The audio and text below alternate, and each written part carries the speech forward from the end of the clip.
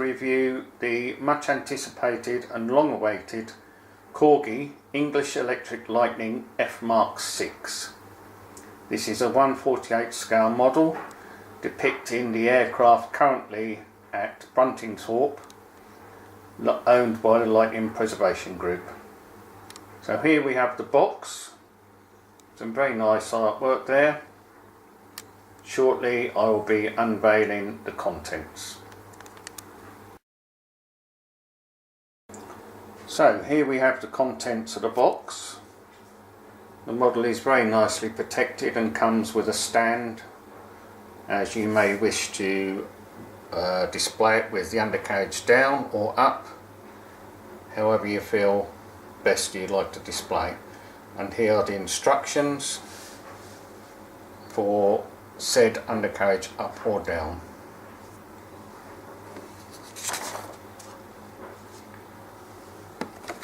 Also, the card comes with a collector's card.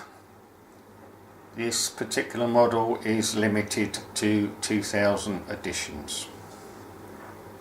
Nice touch. Okay, so here we have the model sitting in a box. At least it looks as though Corgi have got the colours correct on this model, as this particular aeroplane had dark sea grey upper surfaces.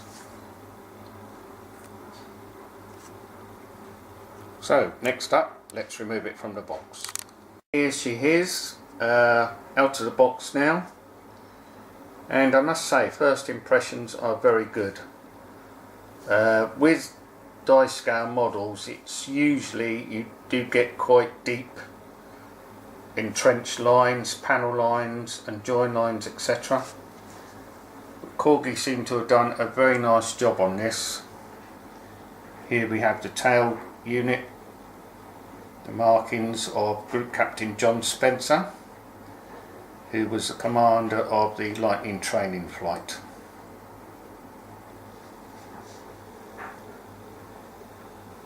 The canopy can be used in the opened or closed position. There is a model of the pilot in the cockpit, and the aircraft comes complete with missiles. So overall, first impressions, yes, it looks quite good. The colours seem right, which they seem to have made a big mistake on the Vulcan with, but more of that later. Okay, let's see how it looks when we put the undercarriage on. So here we have the bag containing the undercarriage parts. There are also a intake cover and a rear engine cover to go over the jet pipes. A nice little package there, containing also a ladder, the cockpit ladder. Okay, let's open the packet. Now we have the two canopy covers, very nicely moulded with the correct markings. Also the covers for the gear in case you decide to have the undercarriage up. And here we have the stand. Okay, let's go back to the model now and view the underside. Once again, it looks like they've got the colours spot on this time.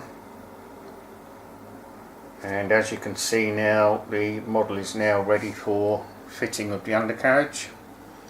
Those are the location points on both sides, and the nose gear goes inside here. Aircraft looks very nice underneath. The panel lines are not too bad, maybe a little bit deeper than you would find on a plastic model, but nevertheless it looks very nice so far. There's also quite a large gap where the ventral fins are. Nice representation of the hook and the jet pipes. Okay, next stage is to get the undercarriage fitted. Okay, so here's the nicely representative of the nose gear with the bay and the wheel and the door fixed in. Let's see how this fits. Okay, so it just drops in. Gently push it home, and that's the nose wheel in place. Okay, well, as you can see, I've now fitted one of the large main gear doors, and I'm now going to place the other one into the slots. Gently does it. So that's the main gear doors in place. Next up is the main undercarriage. Okay, so that's the undercarriage one side fitted. Again, there are slots provided, as you can see there.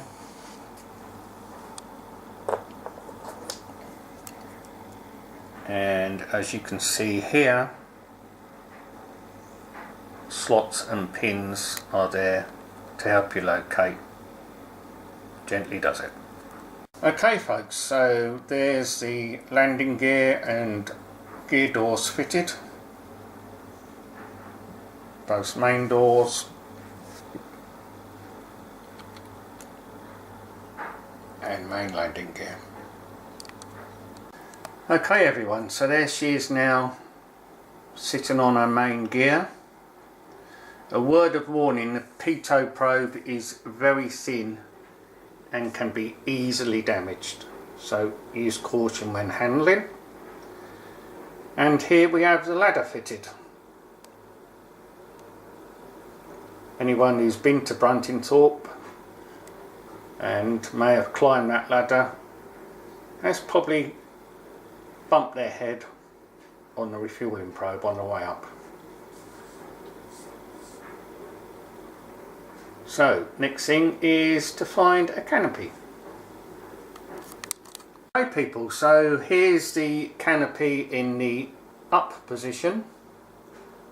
Corgi do provide you with two canopies. This one, which you can display the aircraft with an open canopy. And also this one, which will be the canopy if you want to display the aircraft with the canopy closed. Okay, now we have the FOD nose protector fitted. Fits very nice and snugly over the nose cone and onto the intake.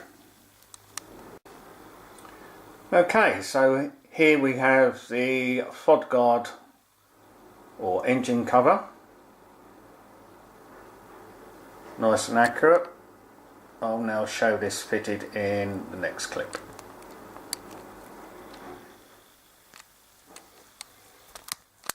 Okay, so there we have the cover on the jet pipes. Fits nice and snugly.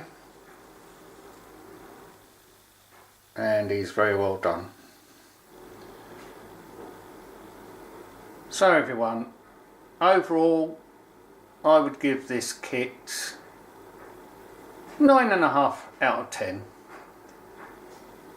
My own personal opinion is it's much better engineered and put together than a Vulcan, and frankly has been well worth the wait.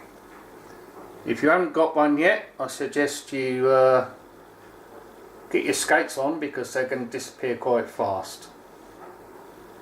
And I would just like to thank Aviation Retail Direct for supplying me with this kit. They're a great company, very efficient, and I recommend them for other types of aircraft. Okay, thanks. Well, I Okay folks, well I think that's okay for now. My first attempt at a review.